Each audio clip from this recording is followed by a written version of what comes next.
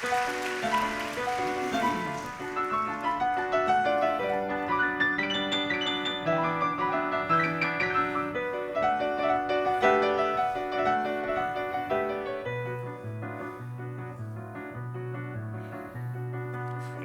брожу понурый один в своей норе. Придет шарманщик хмурый, заплачет на дворе о той свободной доле, что мне не суждена, о том, что ветер в поле и на дворе весна.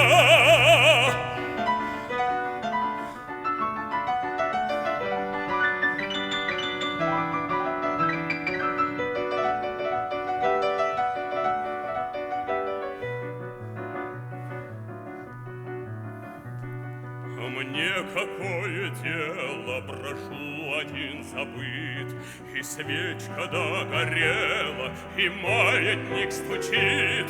Одна надежда, вон там ее окне, светла ее одежда, она придет ко мне.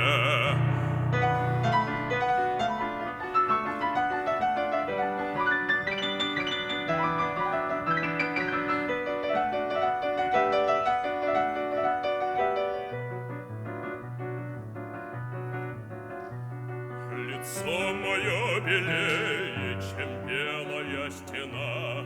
Опять робею, когда придет она. Зачем она приходит со мною говорить? Зачем в иглу проводит веселенькую нить? Зачем она роняет веселые слова? Зачем лицо склоняет и прячет кружева?